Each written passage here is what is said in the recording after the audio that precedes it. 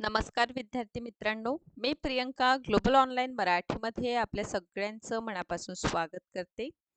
आज आपण महाराष्ट्र सेट परीक्षा 2025 याकरिता पेपर क्रमांक 2 इतिहास याचा अभ्यास करीत आहोत. आजच्या क्लासमध्ये आपण प्राचीन भारताचा इतिहास यावर इम्पॉर्टंट क्वेश्चन आपण डिस्कस करणार आहोत.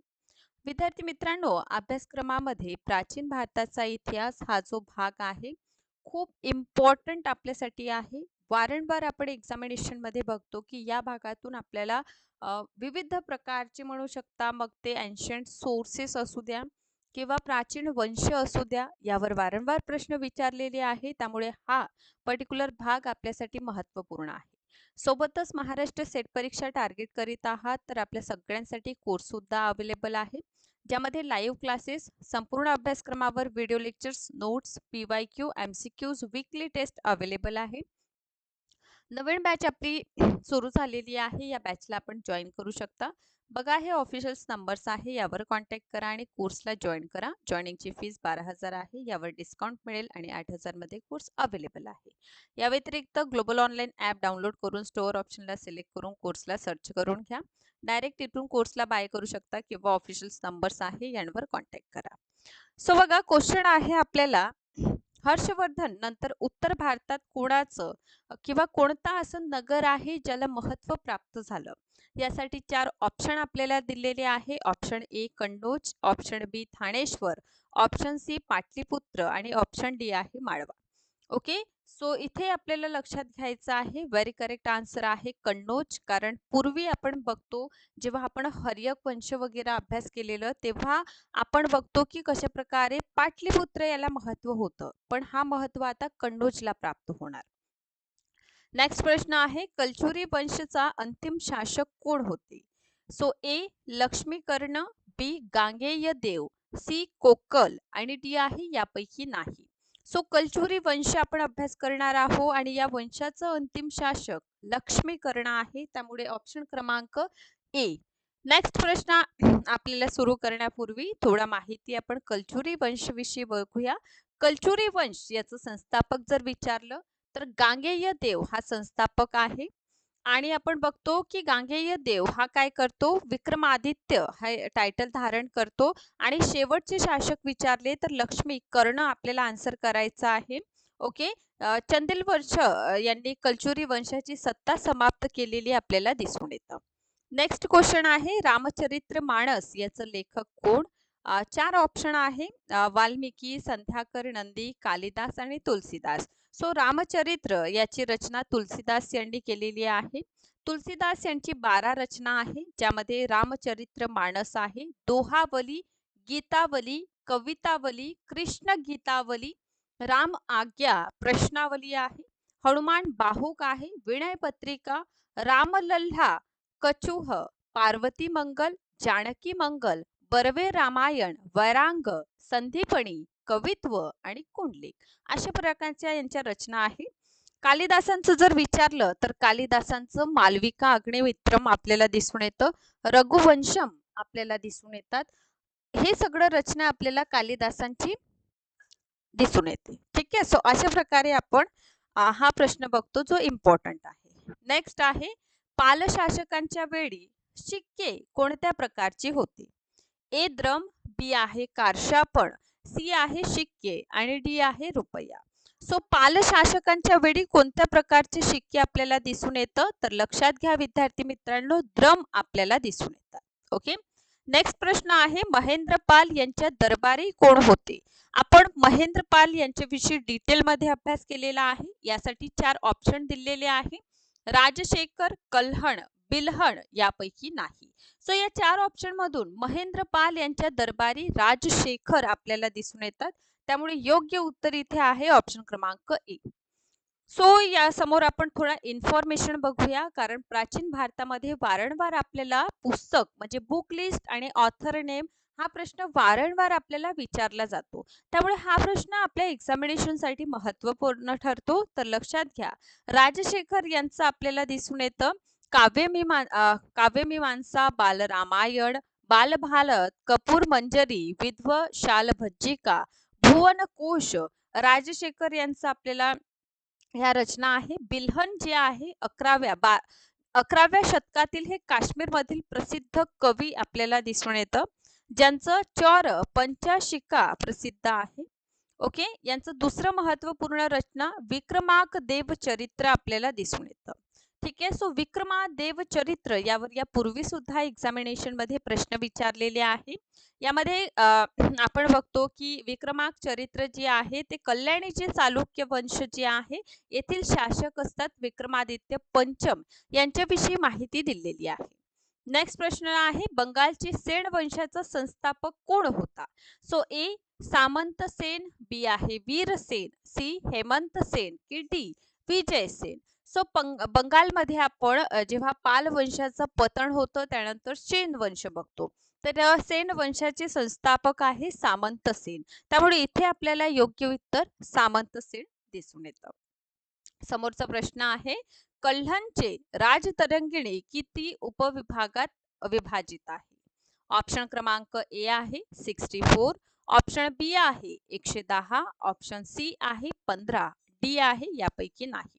आता बघा कल्हण यांच्याविषयी आपण बघतो की कल्हण यांची रचना म्हणजेच काय आहे राजतरंगिणी आहे, जी आपल्याला काश्मीरच्या इतिहासावरील खूप महत्वपूर्ण आपल्याला इन्फॉर्मेशन देते.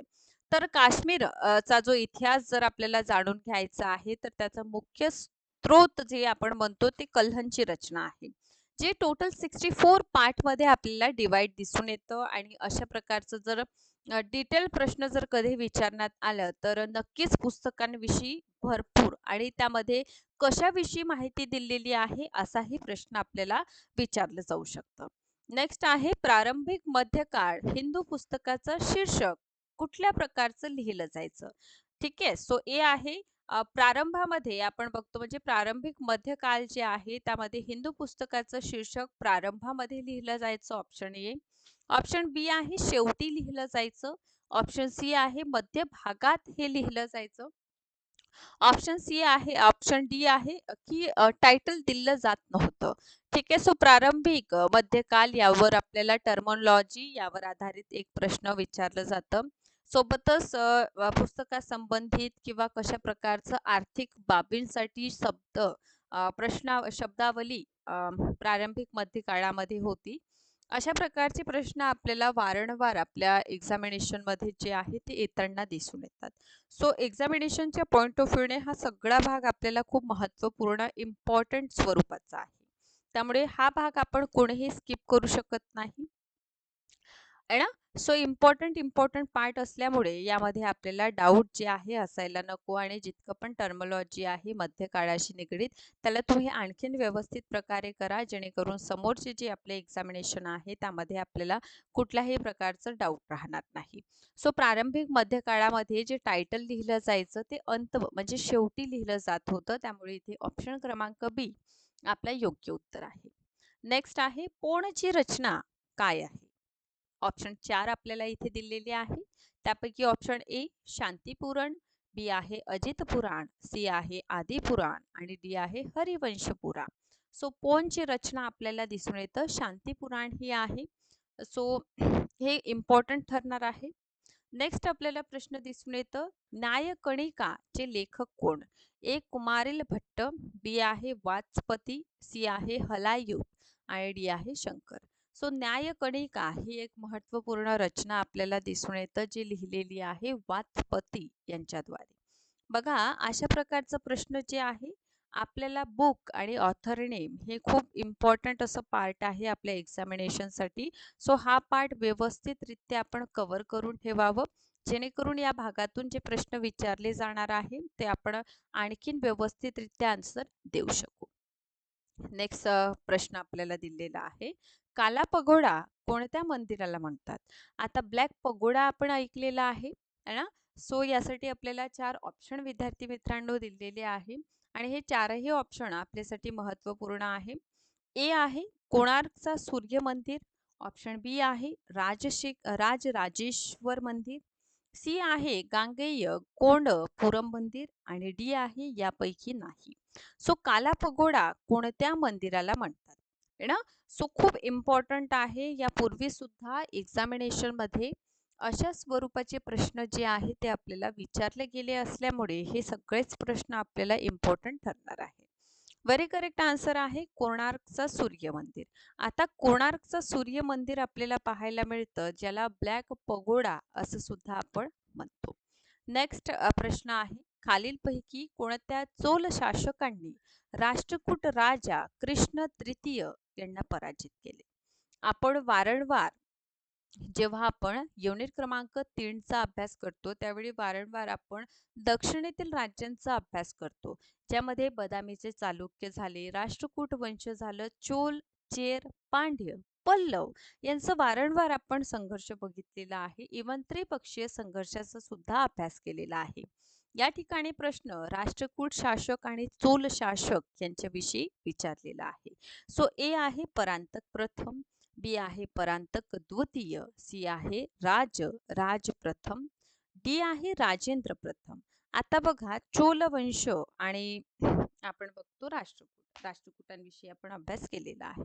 ओके, सो या दोघांमध्ये एक युद्ध झालेलं आहे, ज्याला तकोलमचं युद्ध असेही म्हणतात. सो आपल्याला दिसून येतं की राष्ट्रकूट शासक कृष्ण तृतीय आणि चोल शासक परांतक प्रथम या दोघांमध्ये एक युद्ध होतं, ज्याला आपण कोणतं युद्ध म्हणतो? तक्कोलमचं युद्ध याला म्हटलं जातं. कधी झालेलं आहे तक्कोलमचं युद्ध? तर 949 मध्ये आपण बघतो तक्कोलमचं युद्ध राष्ट्रकूट शासक कृष्ण तृतीय आणि चोल शासक परांतक प्रथम यांच्यामध्ये झालेला आहे. नेक्स्ट प्रश्न आहे, एलोराचा विख्यात कैलाशनाथ मंदिर कोणत्या राष्ट्रकूट राजाच्या आदेशानुसार बनवण्यात आले किंवा तयार झालेले? ठीक आहे, सरळ प्रश्न आहे, एलोरा कैलाश मंदिर कोणी निर्माण केले? ए कृष्ण प्रथम, बी आहे ध्रुव प्रथम, सी आहे कृष्ण द्वितीय आणि डी आहे इंद्र तृतीय. है ना? सो एलोरा येथे विख्यात जो कैलाशनाथ मंदिर आहे ते राष्ट्रकूट शासकांच्या टाइम पिरियड मध्ये आपल्याला निर्माण झालेलं दिसून येतं. आणि स्पेशली जर आपल्याला विचारत आहे कैलाशनाथ मंदिराविषयी, तर कैलाशनाथ मंदिर निर्माण झालेलं आहे कृष्ण प्रथम यांच्या टाइम पिरियड मध्ये. त्यामुळे इथे लक्षात घ्या, एलोराचा कैलाशनाथ मंदिर कृष्ण प्रथम. ओके, सो नेक्स्ट प्रश्न आहे, कोणत्या राष्ट्रकूट शासकांनी प्रतिहार शासक नागभट्ट प्रथम यांना हरविले? सो आपण बघतो की समोरच्या काळामध्ये जेव्हा आपण गुर्जर प्रतिहार वंश बघतो, सो गुर्जर प्रतिहार वंश आणि राष्ट्रकूट शासक यांमध्ये आपल्याला म्हणजे दक्षिणेमध्ये सत्ता विस्तार किंवा साम्राज्य विस्तारासाठी परस्पर आपल्याला चढाओढ लागून दिसून येतं. सेकंडली या टाइम पिरियड मध्ये आपण एकाच रॅसावर दुसऱ्याचा उदय झालेला आपण वारंवार बघत आहोत. अशा वेळी राष्ट्रकूट शासक आणि प्रतिहार शासक नागभट्ट यांनी ऑप्शन क्रमांक आपल्याला 4 ऑप्शन प्रश्नात दिलेले आहे. त्यापैकी ऑप्शन ए आहे गोविंद तृतीय, बी आहे कृष्ण तृतीय, सी आहे भोज प्रथम आणि डी आहे गोपाल प्रथम. सो राष्ट्रकूट शासक कोण होते? गोविंद तृतीय हे राष्ट्रकूट शासक होते आणि गुर्जर प्रतिहाराचे नागभट्ट प्रथम. सो नागभट्ट प्रथम यांना हरवलेलं होतं गोविंद तृतीय यांनी. त्यामुळे इथे आपल्याला योग्य उत्तर आपलं दिसून येणार आहे ऑप्शन क्रमांक ए. समोर आपण वळणार आहोत आणि समोरचा आपला प्रश्न आहे, राजराजेश्वर मंदिरचं निर्माण कोणी केलं? ऑप्शन ए आहे परांतक चोल यांनी, बी आहे महेंद्र बर्मन यांनी, सी आहे राजराज चोल यांनी, की डी आहे आदित्य चोल. आता समोरच्या जे आपले सेशन्स आहे त्यामध्ये आपल्याला चोलांविषयी अभ्यास करायचा आहे. आणि राजराजेश्वर मंदिर किंवा प्राचीन भारतातील जे मंदिर स्थापत्य कला आहे, मग ते गुप्तांची असू द्या किंवा जी शैली आहे मंदिर निर्माणाचे, ज्यामध्ये वेसर शैली, द्रविड शैली आणि नागर शैलीचा आपण अभ्यास करतो. या तीनही शैली आपल्या एक्झामिनेशनसाठी इम्पॉर्टंट आहे, त्यामुळे हे पूर्ण भाग आपल्याला कव्हर करायचा आहे. आता इथे चोलकालीन एक मंदिर आहे ज्याचं नाव आहे राजराजेश्वर मंदिर. हा राजराजेश्वर मंदिर राजराज प्रथम हा चोल शासक होता. हा चोल शासक राजराज प्रथम यांनी हा निर्माण केलेला आपल्याला दिसून येतं. नेक्स्ट प्रश्न आहे, बंगालचे पालशासक कोणत्या धर्माचे अनुयायी होते? ऑप्शन ए आहे हे जैन धर्म अवलंबी होते, ऑप्शन बी हे वैष्णव धर्म अवलंबी होते ऑप्शन सी ही बुद्ध धर्माचे समर्थक होते आणि डी आहे शैव धर्माचे हे समर्थक होते. सो बंगालमध्ये आपण बघतो की पाल डायनॅस्टीचा उदय आहे ना, आणि यामध्येच आपण बघतो गोपाल धर्मपाल आहे ना, यांच्याविषयी आपण अभ्यास करतो आणि खूप इम्पॉर्टंट एज्युकेशन संबंधित आहे ना, जे त्यांनी विहार निर्माण केलेले आहे त्या संबंधित आपण पालांचा अभ्यास करतो. सो पाल शासकांवर जेव्हाही प्रश्न येतात त्यावेळी एक क्रोनॉलॉजिकल आणि त्यांचं जे एज्युकेशनल इम्पॉर्टन्स आहे इतिहासामध्ये ते आपल्याला अभ्यास करायचा आहे. सेकंडली पाल शासक हे बुद्ध धर्माचे आपल्याला समर्थक दिसून येतात. त्यामुळे इथे योग्य उत्तर आपल्याला काय आहे? ऑप्शन क्रमांक सी आपलं योग्य उत्तर आहे. त्यानंतर चोलकालीन भाषा कोणती होती? ए तमिळ भाषा होती, बी तेलुगू होती, सी संस्कृत होतं की डी कन्नड भाषा होती. ठीक आहे. सो चोल कालामध्ये भाषा आपण बघतो तमिळ होती. त्यामुळे ऑप्शन क्रमांक ए आपलं व्हेरी करेक्ट आन्सर आहे. नंतरचा प्रश्न आहे कोणत्या पाल शासकांनी विक्रमशिला महाविहाराची स्थापना केली? Option A Dharmapala, option B Devapala, option C Narayanapala आणि ऑप्शन डी महिपाल प्रथम. ठीक आहे. सो कोणत्या पालशासकांनी विक्रमशिला महाविहाराची स्थापना केलेली आहे असा आपल्याला डायरेक्ट प्रश्न आहे. सो विक्रमशिला महाविहाराची स्थापना धर्मपाल या पाल शासकांनी केलेली आपल्याला दिसून येतं. त्यामुळे इथे आपल्याला ऑप्शन ए योग्य उत्तर आहे. नेक्स्ट क्वेश्चन आहे बृहदेश्वर मंदिरचा निर्माण कोणी केलेलं? फर्स्ट ऑफ ऑल हा बृहदेश्वर मंदिर चोलकालीन मंदिर आपल्याला दिसून येतं आणि चोलकालीन मंदिरांमध्ये सुद्धा आपल्याला प्रश्न वारंवार जसं आपण प्राचीन भारतामध्ये गुप्तकालीन जे मंदिर आहे त्यांना प्रश्न आपण येताना दिसून येतं, त्याचप्रमाणे चोलकालीन जे मंदिर स्थापत्य कला आहे किंवा मंदिर निर्माणाची जे कला आपल्याला या टाइम पिरियडमध्ये दिसून येते ती सुद्धा आपल्यासाठी महत्त्वाची आहे. त्यामुळे बृहदेश्वर मंदिरचा निर्माण राजराज प्रथम हा चोल शासक आहे यांनी निर्माण केलेलं दिसून येतं. त्याचं नाव काय आहे? बृहदेश्वर मंदिर. ओके. सो नंतरचा आपला प्रश्न आहे कोणत्या द्रविडियन राष्ट्रकूट शासकांना संरक्षण दिले? म्हणजे पर्टिक्युलर विचारायचं आहे की कोणते असे राष्ट्रकूट शासक आहे कोणत्या भाषेला यांनी सपोर्ट केलेलं? ए कन्नड, बी तमिळ, सी तेलुगू आणि डी आहे संस्कृत. सो राष्ट्रकूटांची जे संरक्षण दिलेली भाषा आपल्याला दिसून येतं ते कन्नड दिसून येतं. ठीक आहे. आणि कधी कधी ग्रंथ कोणत्या भाषेत आहे असंही प्रश्न. आणि बघा ज्यावेळी माहीत नाही यावेळी विद्यार्थी गेस करीत असतात, पण गेस कसं करणार? त्याविषयी जर बेसिक इन्फॉर्मेशन आहे, बॅकग्राऊंड आपल्याला पृष्ठभूमी माहीत आहे तरीही आपण आन्सर करू शकतो. त्यामुळे इथे लक्षात घ्या राष्ट्रकूटांची भाषा कन्नड होती. यानंतरचा प्रश्न आहे महाबलीपुरम हे महत्वाचे शहर कलेची आवड प्रकट करते. डायरेक्ट विचारलेला आहे महाबलीपुरम हा शहर कोणत्या टाइम पिरियडमध्ये किंवा कोणत्या वंशामध्ये अस्तित्वात आलेला आहे? चार ऑप्शन आपल्याला यासाठी दिलेला आहे. ए आहे पल्लव, बी आहे चेर, सी आहे पांड्य आणि डी आहे चालुक्य. ठीक आहे. सो महाबलीपुरम मंदिर आपल्याला पाहायला मिळतं आणि महाबलीपुरम मंदिर निर्माण केलेलं आहे पल्लव काळात. ठीक आहे. पल्लव शासकांद्वारे आपण बघतो महाबलीपुरम हा नगर आणि समोर चालून हा स्थापत्य कलेसाठी प्रसिद्ध असलेला हा नगर आपल्याला दिसून येतो. नेक्स्ट क्वेश्चन आहे सुरुवातीला पल्लवाने सरंजामदार म्हणून काम केले. हे कोणाचे सामंत होते किंवा कोणाचे मांडलिक होते? डायरेक्ट इथे प्रश्न आपल्याला विचारलेला आहे की पल्लव कोणाचे मांडलिक शासक होते? ऑप्शन ए चेरांचे, ऑप्शन बी सातवाहन वंशाचे, ऑप्शन सी आहे पांडव वंशाचे की ऑप्शन डी चोल वंशाचे. आता पल्लव हे सातवाहनांचे सामंत होते असं मी सुरुवातीलाच तुम्हाला जेव्हा याविषयी किंवा या वंशाविषयी जेव्हा मी तुम्हाला माहिती दिलेली आहे त्यावेळीच हा महत्त्वपूर्ण पॉइंट मी स्पष्ट करून दिलेला. त्यामुळे इथे लक्षात घ्या ऑप्शन क्रमांक बी सातवाहन वंश. पल्लव वंश जे आहे ते मांडलिक अवस्थेत आपल्याला अगोदर दिसून येतं आणि हे सातवाहनांचे मांडलिक होते. नेक्स्ट प्रश्न आहे पल्लवांची राजधानी काय होती? Option A Kutur, option B Kanchi, C आहे बदामी आणि डी आहे यापैकी नाही. सो पल्लव राजघराणे आपण अभ्यास करतो आणि पल्लव राजघराण्यांची राजधानी कांचीचे पल्लव आपण म्हणतो. त्यामुळे राजधानी काय आहे? कांची आहे. ठीक आहे. सो हा प्रश्न थोडा विचार करायचा आहे. विधानावर हा आधारित प्रश्न आहे. ठीक आहे. स्टेटमेंट कोणतं योग्य आहे ते आपल्याला सांगायचं आहे. ओके. प्रश्न आहे. पहिला स्टेटमेंट आहे. पल्लव मंदिर स्थापत्य शास्त्रामुळे दक्षिण भारतीय स्थापत्य कलेच्या 3 भिन्न क्षेत्राची उत्पत्ती झाली आणि ही उत्पत्ती म्हणजे मंडप, रथ आणि मोठी मंदिरे. स्टेटमेंट दुसरा आहे. पल्लव शैलीचा उगम महेंद्रवर्मन प्रथम यांच्या काळापासून मानला जातो. आता दक्षिण भारतीय वास्तुकलेविषयी यापैकी कोणता विधान बरोबर आहे हे आपल्याला सांगायचं आहे. ऑप्शन ए आहे फक्त 1, ऑप्शन बी आहे फक्त 2, ऑप्शन सी आहे 1 आणि 2 दोनही आणि ऑप्शन डी आहे एक, ऑप्शन पहिला किंवा ऑप्शन दुसरा दोनही नाही. योग्य उत्तर आहे दोनही स्टेटमेंट करेक्ट आहे.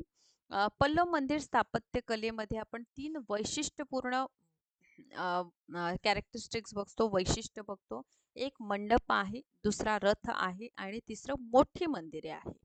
आणि सोबतच ही जी शैली निर्माण झालेली ते महेंद्रवर्मन प्रथम हे पल्लव शासकाच्या टाइम पिरियड मध्ये झालेली आहे. समोरचा प्रश्न ठीक आहे. समोरचं प्रश्न बघूया. खालीलपैकी कोणते मंदिर द्रविड वास्तुकलेचे उदाहरण आहे? ए सूर्य मंदिर, बी बृहदेश्वर मंदिर, सी दशावतार मंदिर आणि डी आहे खजुराहो मंदिर. व्हेरी करेक्ट आन्सर आहे बृहदेश्वर मंदिर. कारण हा मंदिर जे आहे द्रविड शैलीनुसार निर्माण झालेला आहे. ठीक आहे. बृहदेश्वर मंदिरालाच आपण राजराजेश्वर मंदिर सुद्धा म्हणतो. तंजावर तमिळनाडू येथे आपल्याला हे दिसून येतं आणि मोठ्या प्रमाणात दक्षिण भारतामध्ये मंदिर स्थापत्य कलेसाठी या शैलीचा वापर केलेला सुद्धा आपण बघतो. सो अशा प्रकारे टॉप मोस्ट क्वेश्चन आजच्या पर्टिक्युलर सेशनमध्ये आपण अभ्यास केलेला आहे. यामध्ये या प्राचीन भारतातील जे महत्त्वपूर्ण पॉइंट्स आहे आपण कव्हर केलेले आहे. समोरच्या सेशनमध्ये या समोरचा भाग आपण अभ्यास करणार आहोत. सेशनला बघत राहा, लाईक करा, शेअर करा, चॅनलला सबस्क्राईब करा. Thank you so much.